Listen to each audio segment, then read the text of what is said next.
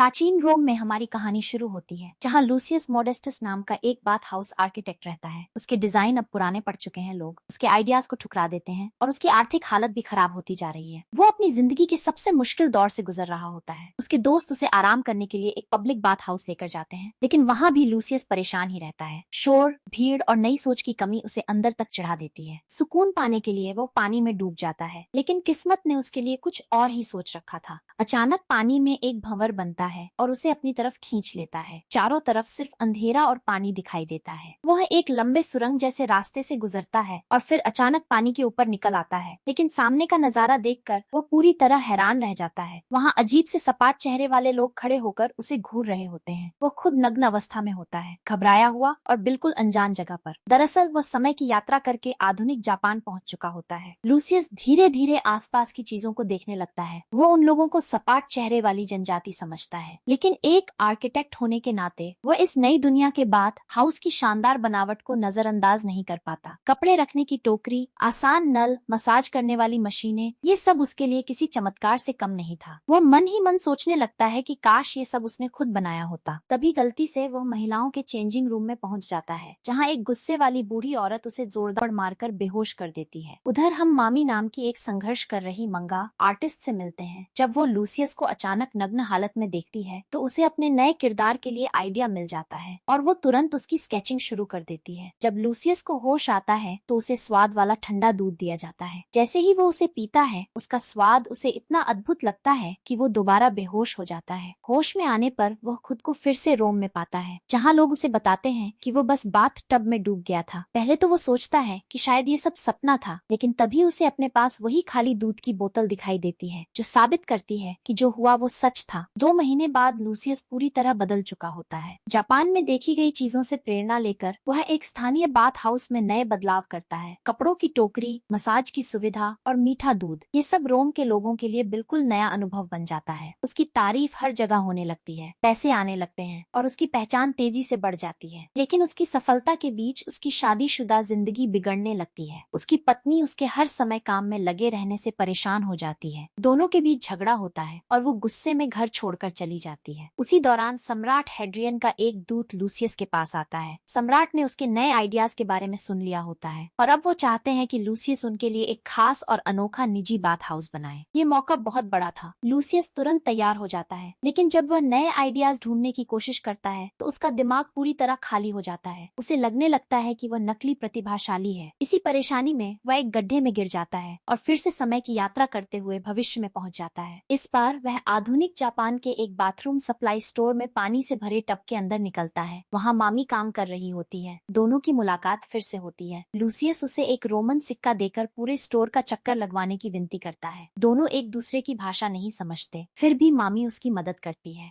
Lucius वहाँ की हर चीज देखकर दंग रह जाता है। पेशाब घर देखकर वो हैरान होता है और टॉयलेट पेपर पर लिखी बातों को वह इस सपाट चेहरे वाली जाति की सफलता का राज समझ बैठता है। लेकिन असली चमत्कार उसके लिए बेडेट साबित होता है। उसकी सफाई और आराम महसूस करके वो खुशी से पागल हो जाता है। वो जितने आइडियाज याद कर सकता है सब अपने दिमाग में भर लेता है और फिर रोम लौट आता है। अब वह सम्राट के लिए सबसे शानदार बाथ हाउस बनाता है। उसमें लगातार बहते पानी वाला टॉयलेट, पाइप में फूंक मारकर बुलबुले बनाने वाला टब, चमकता हुआ एक्वेरियम और खुशबूदार मोमबत्तियां होती हैं। उसका काम सम्राट की उम्मीदों से भी बढ़कर निकलता है। खुश होकर सम्राट उसे एक खास हार इनाम में देते हैं। लूसियस खुशी खुशी घर लौटता है ताकि अपनी सफलता अपनी पत्नी के साथ बांट सके, लेकिन घर पहुंचकर वो देखता है कि उसकी पत्नी उसके सबसे अच्छे दोस्त की बाहों में होती है। यह नजारा उसकी पूरी दुनिया तोड़ देता है। उसका जीने का मन खत्म हो जाता है। उधर भविष्य में मामी का मंगा करियर भी बुरी तरह असफल हो रहा होता है। वो अपने गाँव लौट आती है और एक लोकल बाथ हाउस में काम करने लगती है। साथ ही वो प्राचीन रोमन इतिहास के बारे में पढ़ाई भी शुरू कर देती है। लूसियस का रहस्यमय सिक्का और उसका अचानक गायब हो जाना उसके मन में कई सवाल पैदा कर चुका होता है। वो सोचने लगती है कि क्या लूसियस सच में अतीत से आया हुआ इंसान है। वहीं रोम में एक नई परेशानी खड़ी हो जाती है। सम्राट अपने बेटे को खो चुके होते हैं और अब उन्हें लगता है कि एक मगरमच्छ उनके बेटे का पुनर्जन्म है। वो लूसियस को उस मगरमच्छ के लिए खास जगह बनाने का आदेश देते हैं। अपनी निजी जिंदगी से टूट चुका लूसियस बहुत सावधानी से इस काम को शुरू करता है, लेकिन जब वो सम्राट के बाथ हाउस के पानी के बहाव की जांच कर रहा होता है, तभी एक बार फिर समय का भंवर उसे खींच लेता है। इस बार वह भविष्य में मगरमच्छों से भरे एक अभयारण्य के अंदर जा गिरता है। संयोग से मामी भी उसी जगह एक बेहद खराब डेट पर आई होती है। तभी उसकी नजर लूसियस पर पड़ती है। वह तुरंत उसे मगरमच्छों के पिंजरे से बाहर निकालती है और पूरे अभयारण्य की सैर करवाती है। वहाँ लूसियस को मगरमच्छों की देखभाल के बारे में बहुत कुछ सीखने को मिलता है। मामी अब भी ये जानने की कोशिश कर रही होती है कि लूसियस सच में प्राचीन रोम से आया है या नहीं। अपनी शंका को पक्का करने के लिए वो उसे तीरंदाजी वाली जगह पर ले जाती है। जैसे ही लूसियस बिना किसी गलती के निशाने पर तीर मारता है, मामी को यकीन हो जाता है कि वो सच में रोमन इंसान ही है। कुछ देर बाद एक बार फिर गलती से गर्म पानी के झरने में गिरते ही लूसियस अपने समय में वापस पहुंच जाता है। कई महीने बीत जाते हैं और सम्राट का मगरमच्छ बेटा पूरी तरह स्वस्थ और खुशहाल रहने लगता है। अब लूसियस सम्राट का भरोसेमंद सलाहकार बन चुका होता है। लेकिन रोम की शांति ज्यादा समय तक नहीं टिकती। जगह जगह विद्रोह शुरू हो जाते हैं जो सम्राट की सत्ता को हिला देते हैं। जल्द ही एक लंबा और भयानक युद्ध छिड़ जाता है। बूढ़े हो चुके सम्राट अब राजगद्दी छोड़ने का फैसला करते हैं और अपने भतीजे सियोनियस को अगला शासक बनाना चाहते हैं। सम्राट चाहते हैं कि लूसियस सियोनियस की मदद करे और जनता का समर्थन पाने के लिए उसके लिए एक नया बाथ हाउस बनाए। लेकिन यह बात लूसियस को अंदर से परेशान कर देती है। वो जानता है कि अगर सियोनियस राजा बना तो रोमन साम्राज्य बर्बाद हो जाएगा। इसी वजह से लूसियस साफ मना कर देता है, जबकि उसे मौत की सजा देने की धमकी भी दी जाती है। मदद की उम्मीद में वो एक दूसरे आर्किटेक्ट के पास जाता है, लेकिन वो आदमी लूसियस की पुरानी सफलता से जलता होता है। मौका मिलते ही वो लूसियस को एक कुएं में धक्का दे देता है और देखते ही देखते लूसियस फिर से सपाट चेहरे वाली जाति की दुनिया में पहुंच जाता है। इस बार वह बुरी तरह घायल होता है, लेकिन वहाँ के लोग उसकी बहुत प्यार और अपनापन से देखभाल करते हैं। भाषा अलग होने के बावजूद उनका व्यवहार इंसानियत से भरा होता है। वे उसे एक गर्म पानी के झरने पर ले जाते हैं, जिसके बारे में माना जाता है कि उसमें इलाज करने की ताकत है। उस गर्म पानी और तेज शराब की मदद से लूसियस के शरीर और दिल दोनों के घाव धीरे धीरे भरने लगते हैं। यही उसकी मुलाकात एक बार फिर मामी से होती है, जिसने अब थोड़ी बहुत लैटिन भाषा सीख ली होती है। मामी उससे उसका नाम पूछती है, लेकिन लूसियस अभी भी कमजोर और उलझन में होता है। अचानक उसका संतुलन बिगड़ जाता है और वो गिरते हुए मामी को भी झील में खींच लेता है। एक बार फिर दुनिया घूमने लगती है और अगले ही पल दोनों खुद को प्राचीन रोम में पाते हैं। वहाँ पहुंचकर मामी को पता चलता है कि लूसियस को मौत की सजा दी जाने वाली है। वो उसे समझाने की कोशिश करती है कि उसे सियोनियस का प्रोजेक्ट स्वीकार कर लेना चाहिए, लेकिन लूसियस अपने फैसले पर अड़ा रहता है। वो अपना सामान बांधता है और रोम छोड़कर भागने का फैसला करता है। उधर जापान में वे बूढ़े आदमी जो मामी के साथ बाथ हाउस में थे उसे ढूंढ रहे होते हैं। तलाश करते करते वे गलती से उसी झील में गिर जाते हैं जिसने लूसियस और मामी को समय के पार भेजा था, और फिर वे भी अतीत में पहुंचकर प्राचीन रोम में जा गिरते हैं। इसी बीच जब लूसियस रोम से दूर जा रहा होता है, तभी उसे रास्ते में एक प्राकृतिक गर्म पानी का झरना दिखाई देता है। उसे सपाट चेहरे वाली जाति के लोगों की दया और उनके चमत्कारी झरने की याद आने लगती है। उसी पल लूसियस के दिमाग में एक नया विचार आता है। उसे एहसास होता है कि ये गर्म पानी का झरना सम्राट के घायल सैनिकों के लिए बहुत काम आ सकता है। वो तुरंत मामी के पास वापस जाता है और अपना पूरा प्लान उसे बताता है। मामी भी उसकी मदद करने के लिए तैयार हो जाती है। दोनों मिलकर सम्राट के सामने पहुंचते हैं। लूसियस बड़ी समझदारी से इस योजना का श्रेय एंटोनियस को दे देता है, जो राजगद्दी का एक और संभावित उत्तराधिकारी होता है। युद्ध में किसी भी तरह की बढ़त पाने के लिए बेचैन सम्राट तुरंत उन्हें उस झरने को विकसित करने की अनुमति दे देते हैं। इसके बाद लूसियस, मामी और सपाट चेहरे वाली जाति के लोग दिन रात मेहनत में जुट जाते हैं। वे उस गर्म पानी के झरने के आसपास एक खास उपचार केंद्र तैयार करते हैं। आधुनिक इलाज की जानकारी रखने वाली वो जाति घायल सैनिकों की देखभाल करने लगती है। उनकी सेवा और इलाज से सैनिक हैरान कर देने वाली तेजी से ठीक होने लगते हैं। कई महीने बीत जाते हैं और धीरे धीरे युद्ध का रुख बदलने लगता है। झरने के उपचार और उस जाति की मदद से रोमन सैनिक फिर से ताकतवर बन जाते हैं और आखिरकार बड़ी जीत हासिल कर लेते हैं। पूरी रोम नगरी जश्न में डूब जाती है। इसी दौरान लूसियस और मामी एक शांत पल साथ बिताते हैं। इतने संघर्ष और सफर के बाद दोनों के बीच का रिश्ता पहले से कहीं ज्यादा गहरा हो चुका होता है। लूसियस अपनी जिंदगी में पहली बार सच में खुश महसूस करता है। उसे सम्मान मिला होता है, जीने का मकसद मिल चुका होता है और शायद प्यार भी। लेकिन जैसे ही वो इस नई खुशी का आनंद लेने लगता है, तभी किस्मत एक और दर्दनाक मोड़ ले आती है। सपाट चेहरे वाली जाति के लोग अचानक उसी रहस्यमयी तरीके से गायब होने लगते हैं जैसे वे पहली बार आए थे। वे धीरे धीरे अपने समय में वापस लौटने लगते हैं। फिर लूसियस की आंखों के सामने मामी भी गायब होने लगती है। विदाई के उस भावुक पल में वह लूसियस से एक रहस्यमयी बात कहती है। रोम तक पहुंचने के कई रास्ते होते हैं, और इतना कहकर वो भी हमेशा के लिए गायब हो जाती है। लूसियस एक बार फिर अकेला रह जाता है। इसके बाद सम्राट एंटोनियस को अपना सलाहकार बना देते हैं। वहीं लूसियस को उसकी बहादुरी और युद्ध में निभाई गई सबसे अहम भूमिका के लिए सबके सामने सम्मानित किया जाता है। रोम के लोग मानते हैं कि अगर लूसियस नहीं होता तो ये जीत कभी संभव नहीं थी। उधर भविष्य की दुनिया में मामी अपनी नई जिंदगी शुरू करती है, लेकिन उसके दिल में उस अनोखे सफर की यादें हमेशा जिंदा रहती हैं। एक दिन जब वो शहर के पार्क में घूम रही होती है, तभी उसकी नजर तालाब से बाहर आते एक परिचित इंसान पर पड़ती है। वो कोई और नहीं बल्कि लूसियस होता है। दोनों की आंखें मिलती हैं और इसी के साथ फिल्म खत्म होती है। अगर आप मेरे चैनल पर नए हैं तो प्लीज चैनल को सब्सक्राइब करें और बेल आइकन जरूर दबाएं, ताकि मुझे आपका सपोर्ट और मोटिवेशन मिलता रहे और मैं आप सबके लिए ऐसे ही बेहतरीन वीडियो लाती रहूं। तब तक के लिए बाय।